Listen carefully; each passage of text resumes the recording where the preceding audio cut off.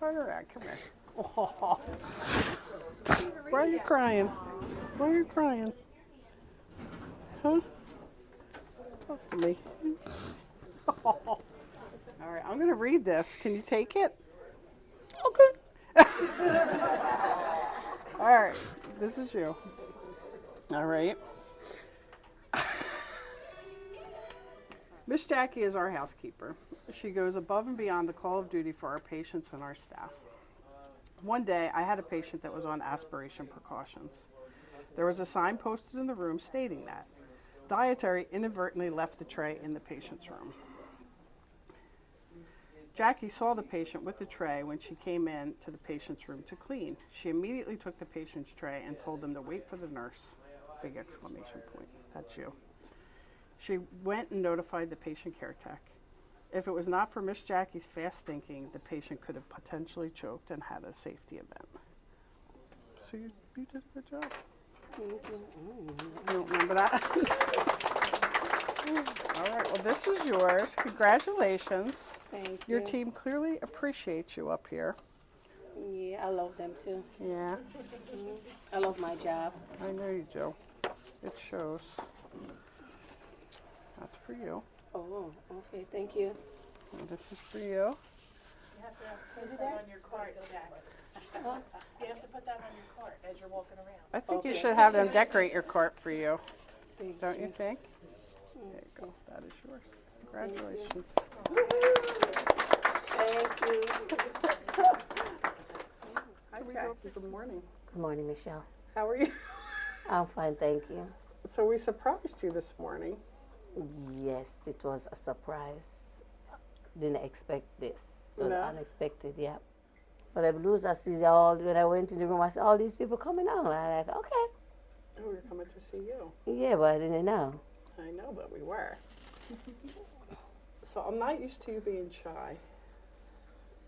What was it about seeing us come to give you an award that made you be so quiet? Because, honest speaking, because I love my job, I know you do. and I do my job from my heart. You know, because, you know, we all here to help the patient. We are not here for ourselves. And I always look at people for people, not who the color. I just look at people for who they are, because we are all people and we all need each other. Because I always look at, say, one day I might end up in that situation when somebody have to take care of me or my family. So that's why when I go in the rooms, I do the room like I know the patient them that is in there.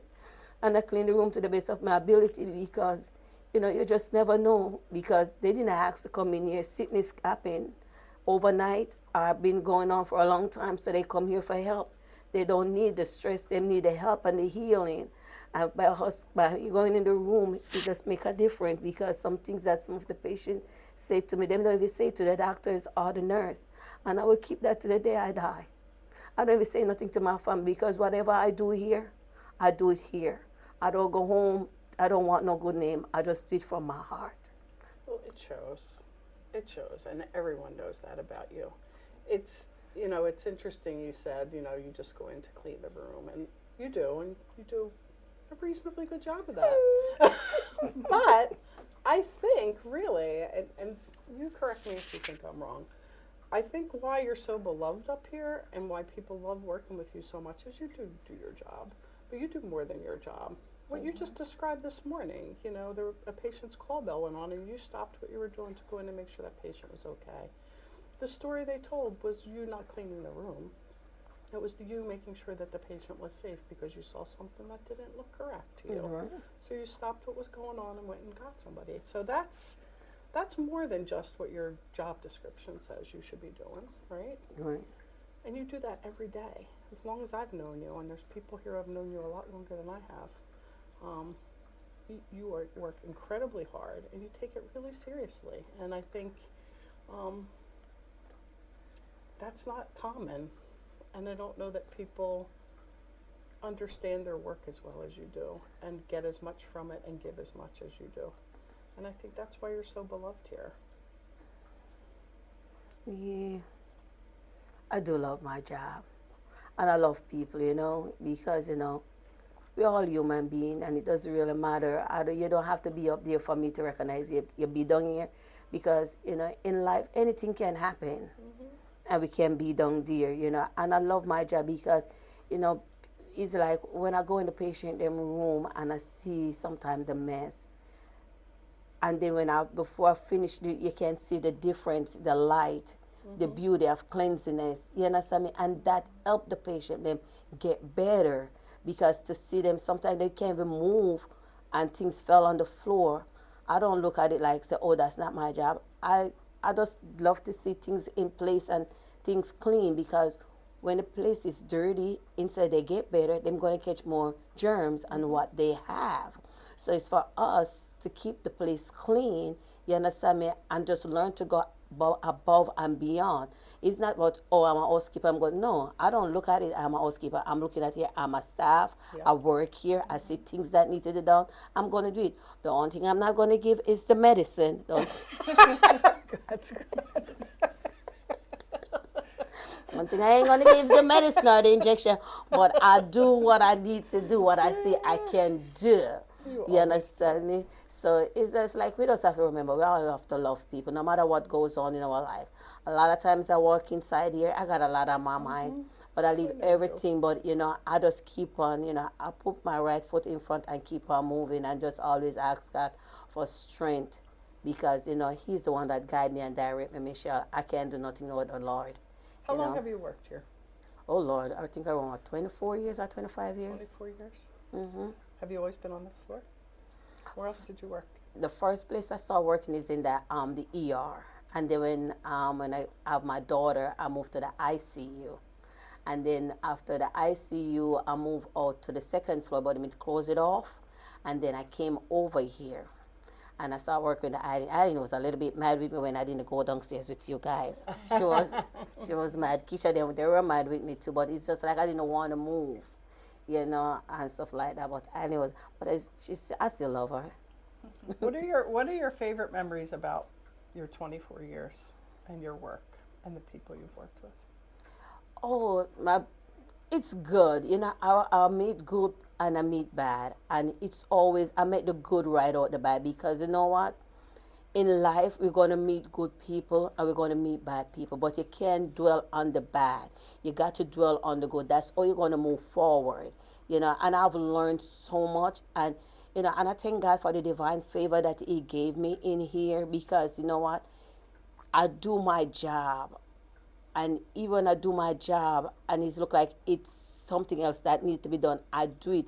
Even sometimes, if I have to stay back late, I stay back late, but I let my boss them know that something needs to get done, and I will do what I have to do to get it done. And it's just like I meet some good people, and some patient that pass on, touching staff that move on. Meeting you and Keisha, it's like I meet a lot of good people up inside. I love my job. Were we in the good category? Oh yes. Okay, all right. Make sure.